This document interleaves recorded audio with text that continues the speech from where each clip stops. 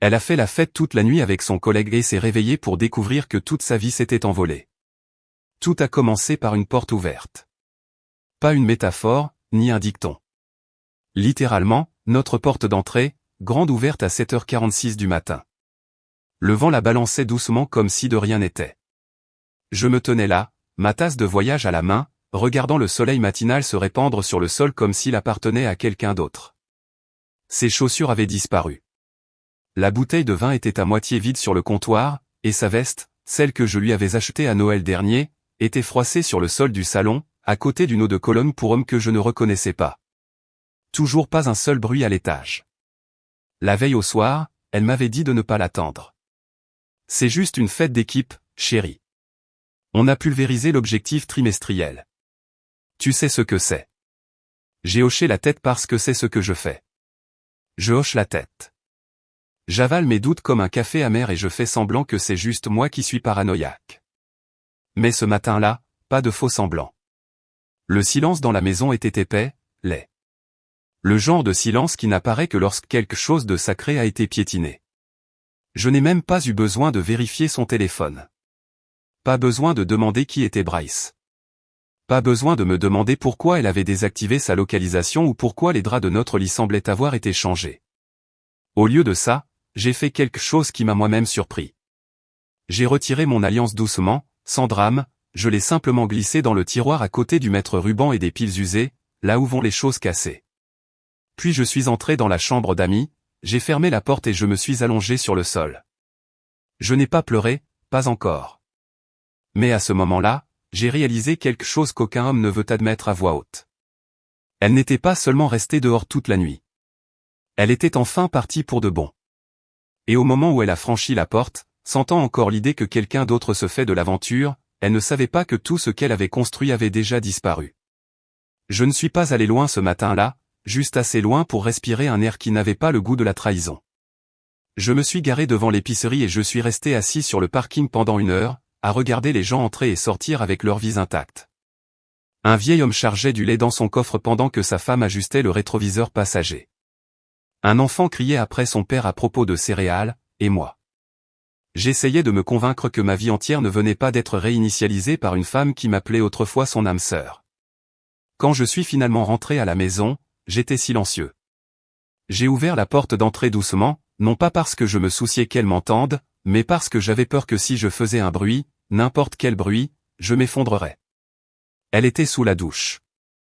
Je pouvais entendre l'eau couler et la sentir fredonner de nouveau, le même air insouciant que plus tôt. Comme si rien ne s'était passé. Comme si elle ne se tenait pas dans les bras d'un inconnu il y a à peine 12 heures, riant à des blagues qui n'étaient pas les miennes. Murmurant des choses que je n'arrêterai jamais d'entendre dans ma tête.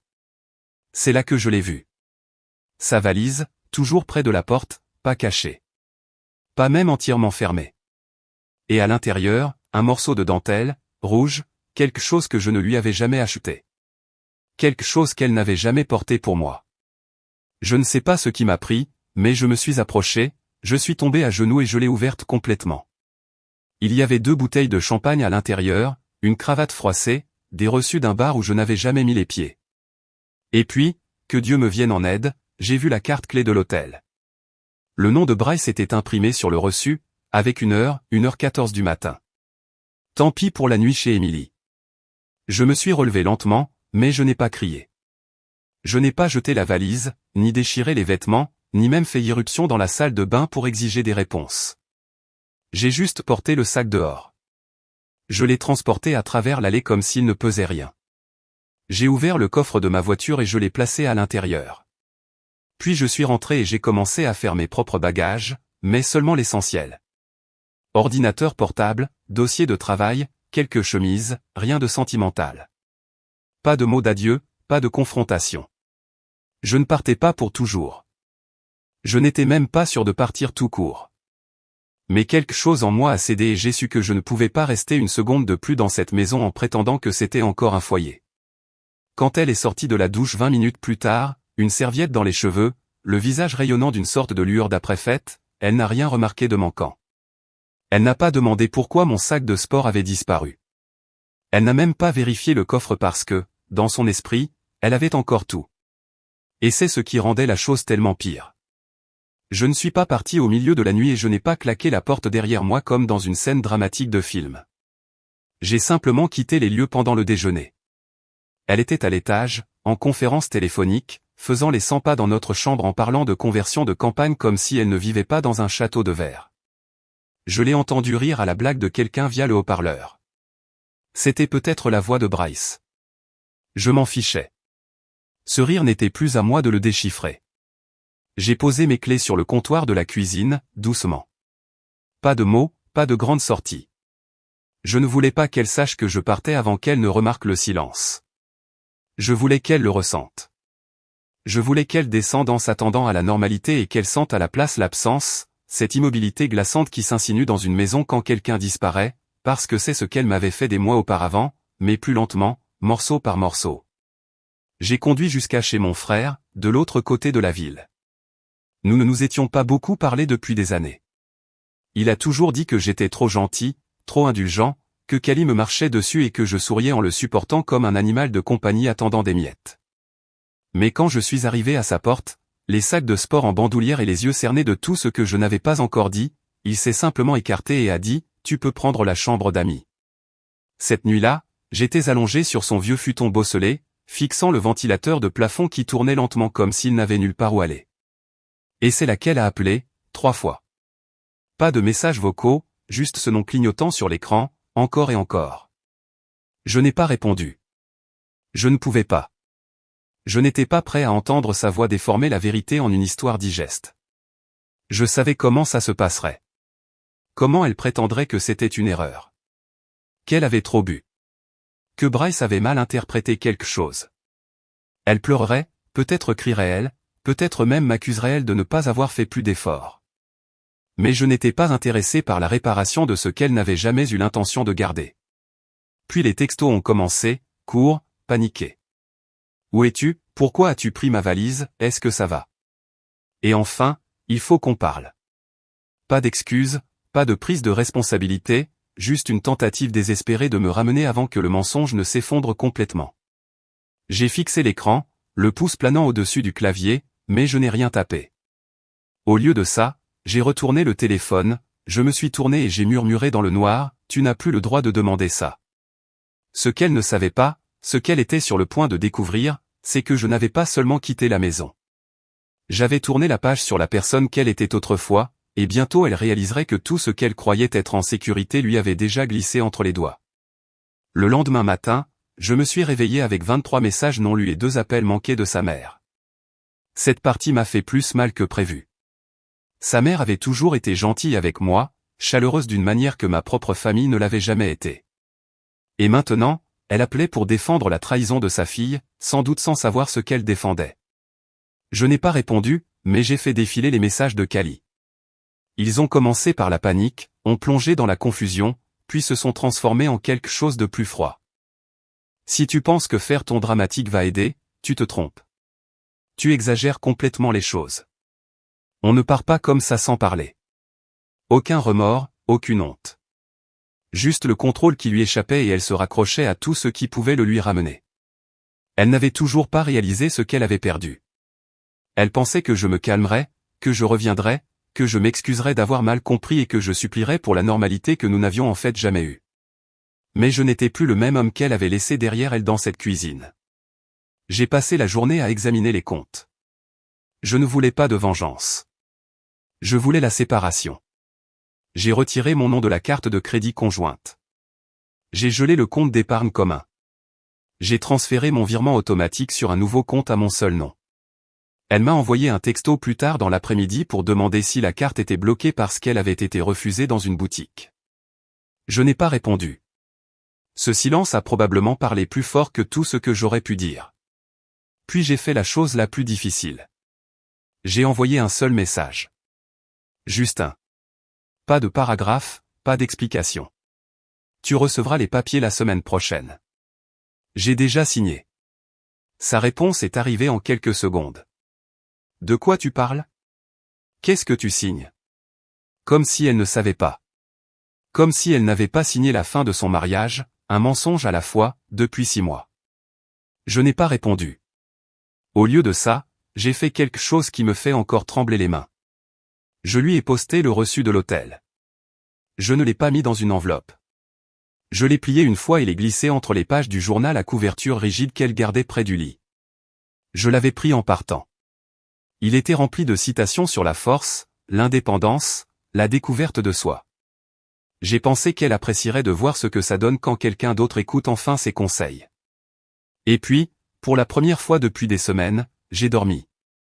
Pas de déambulation nocturne, pas de faux semblant d'aller bien. Juste un matelas bon marché, un oreiller emprunté et une sorte de clarté tranquille que je n'avais pas ressentie depuis des années. Elle voulait une nouvelle histoire, une nouvelle version d'elle-même. Très bien. Mais elle n'a pas le droit de garder la mienne. 2 jours après avoir envoyé le message, je n'ai eu aucune nouvelle. Pas d'appel, pas d'excuses, juste le silence. Ça aurait dû être apaisant, comme le calme après la tempête, mais au lieu de ça, j'avais l'impression d'être au bord d'un lac gelé, attendant que la glace se fissure sous mes pieds. Je n'arrêtais pas de vérifier mon téléphone comme un toxicomane cherchant sa prochaine dose de chagrin. Je ne voulais pas qu'elle me contacte, mais une partie de moi en avait besoin, juste pour savoir qu'il lui restait un semblant de conscience. Au lieu de ça, elle est venue. Il pleuvait fort, cette pluie de cinéma qui rend tout plus lourd que ça ne l'est vraiment. J'étais seul chez mon frère, à regarder de vieilles rediffusions en sourdine quand des phares ont inondé la fenêtre. J'ai jeté un coup d'œil à travers les stores et elle était là, trempée, portant toujours ce trench coat bleu marine que je lui avais acheté il y a 2 anniversaires. Son maquillage avait coulé. Ses cheveux collaient à ses joues et ses yeux.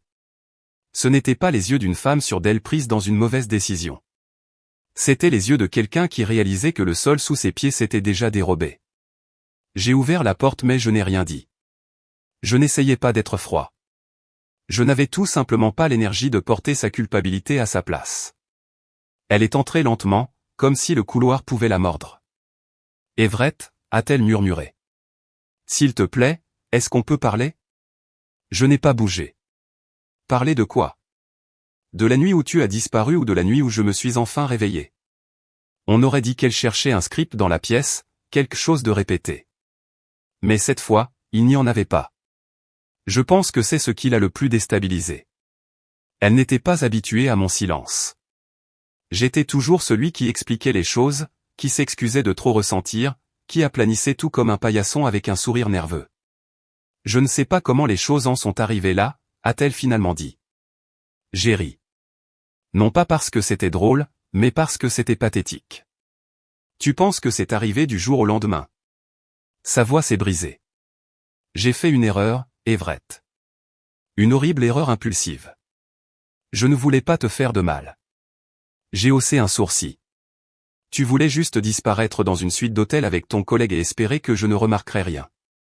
Elle a détourné le regard. Ce silence m'a donné la réponse dont j'avais besoin. J'ai déjà déposé la demande, ai-je dit.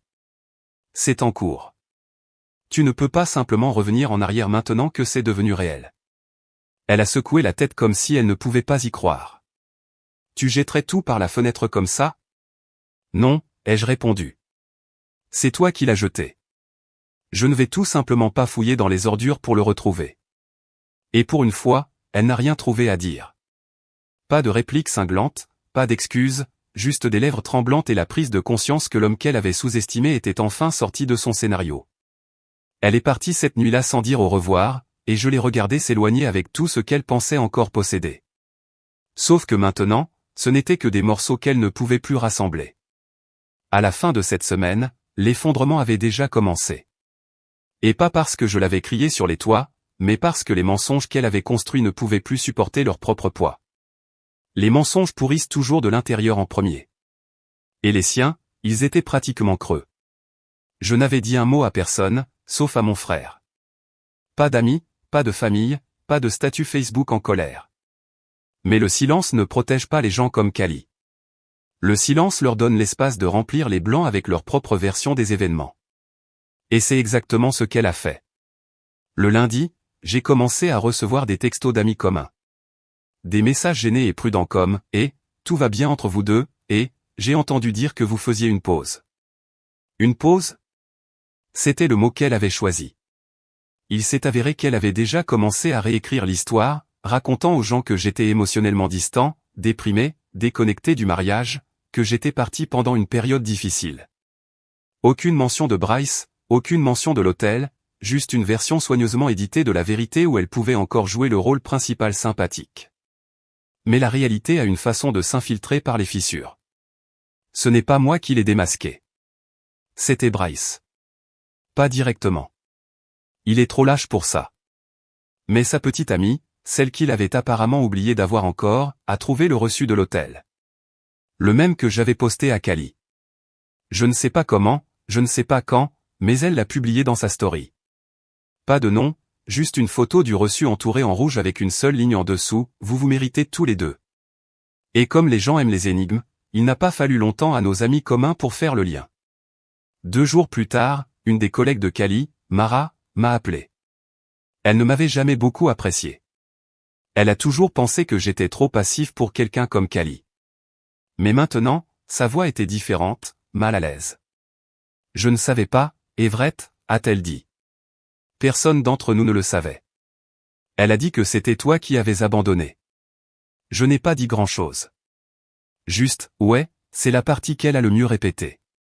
Et comme ça, le script s'est effondré. Les amis ont arrêté de l'appeler. Les commentaires ont disparu de ses publications sur les réseaux sociaux. Les invitations se sont taries. La version soignée d'elle-même qu'elle polissait si attentivement se fissurait en public. Non pas parce que j'avais traîné son nom dans la boue, mais parce que les gens voyaient enfin la saleté sur laquelle elle avait essayé de planter des fleurs. Le plus beau, c'est que je n'ai rien eu à faire. Je n'ai pas crié. Je n'ai pas dénoncé. J'ai juste laissé la vérité reposer tranquillement, comme un pistolet chargé sur la table. Finalement, quelqu'un l'a ramassé et a demandé d'où il venait. Et son silence en a dit plus que je n'aurais jamais pu le faire. Le matin où tout l'a finalement frappé a été plus silencieux qu'il n'aurait dû l'être. C'est comme ça que je l'imaginais. Pas de porte qui claque, pas de cri, juste le silence. Le genre de silence qui s'infiltre dans votre peau quand il ne reste plus personne à qui mentir. Elle s'est réveillée dans la maison que nous partagions autrefois, s'attendant probablement à la routine. Sa tasse de café à sa place, mes clés sur le crochet, un message de moi qui l'attendait comme toujours. Mais rien de tout cela n'était là, parce que je n'y étais pas. L'accès à son compte avait été coupé. Les factures n'étaient plus à son nom. Même le salon semblait différent. J'étais passé la veille pendant qu'elle était sortie pour récupérer le reste de mes affaires. Ça n'a pas pris longtemps, juste quelques cartons. J'ai laissé les photos encadrées, cependant, non pas par gentillesse, mais parce que je voulais qu'elle contemple ce qu'elle avait perdu. J'ai laissé une autre chose aussi. Sur la table de la cuisine, à côté d'une tasse de café froid qu'elle s'était probablement préparée, j'ai placé le journal que j'avais pris en partant, celui où elle griffonnait des affirmations et des objectifs futurs. À l'intérieur, niché entre des pages sur la recherche de la paix et la poursuite de la vérité, se trouvait le reçu de l'hôtel. Je n'ai pas écrit un mot, pas de lettre de colère, pas de point final, juste cette seule page qui a mis fin à tout. C'est laquelle a recommencé à appeler. Je n'ai pas répondu, non pas par cruauté, mais parce que je n'avais plus rien à dire. Elle m'a envoyé des messages encore et encore, comme si la bonne combinaison de mots pouvait défaire ce qu'elle avait fait. S'il te plaît, on peut parler ? Je ne pensais pas que tu partirais vraiment. Ce dernier message, c'était le plus honnête. Elle n'a jamais pensé que je partirais. Elle pensait que je resterais parce que je l'avais toujours fait. J'ai enduré chaque regard exaspéré, chaque excuse. Chaque nuit tardive qu'elle balayait d'un haussement d'épaule. Je l'ai laissé croire que j'étais trop gentil pour partir. Mais la vérité, c'est que même les hommes gentils ont des limites. Et elle a trouvé la mienne. Sa mère m'a recontacté. Cette fois, pas pour la défendre, mais pour s'excuser. Elle m'a dit que Cali ne mangeait pas, ne dormait pas, se présentait à peine au travail. Et peut-être que c'est censé me faire quelque chose. Mais tout ce que ça a fait, c'est confirmer ce que je savais déjà. Elle pensait qu'elle pouvait incendier la maison et dormir quand même dans les cendres. Mais il n'y a plus de réconfort dans ce qu'elle a détruit. Je n'ai pas eu ma vengeance. Je ne l'ai pas dénoncée. Je ne l'ai pas humiliée publiquement. Je l'ai juste laissée s'asseoir dans l'espace vide qu'elle a créé. Elle voulait la liberté, l'aventure, quelque chose de nouveau. Et maintenant, elle l'a. Un lit vide, du café froid, des amis qui ne la regardent pas dans les yeux, et un silence qu'aucune playlist ne peut couvrir. Quant à moi, je ne suis pas guéri. Pas complètement. Mais j'y arrive. J'ai loué un petit appartement de l'autre côté de la ville. J'ai commencé à voir un thérapeute. J'ai même ri l'autre jour. Vraiment ri. En regardant un mauvais film seul avec une pizza sur les genoux. C'était stupide et parfait. Kelly m'a dit un jour que j'étais trop facile à oublier. Mais maintenant je connais la vérité. Elle n'oubliera jamais ce qu'elle a ressenti quand j'ai finalement disparu. Je pensais que les fins devaient être bruyantes. Des disputes finales, des portes qui claquent, des sorties dramatiques. Mais la vérité, c'est que parfois, la fin la plus puissante est la plus silencieuse. Celle où vous partez sans jamais vous retourner. Où vous cessez de supplier pour être vu, cessez de vous excuser pour votre douleur, et choisissez enfin de vous mettre en premier, avant quelqu'un qui ne l'a jamais fait. C'est étrange. Après tout ce qu'elle a fait, après chaque mensonge, chaque trahison silencieuse, chaque fois qu'elle m'a laissé émotionnellement affamé tout en souriant à des inconnus, je ne la déteste pas. J'ai pitié d'elle parce qu'elle avait quelque chose de vrai, de sûr, et elle l'a jeté pour un frisson temporaire qui s'est évaporé au moment où j'ai arrêté de jouer le jeu.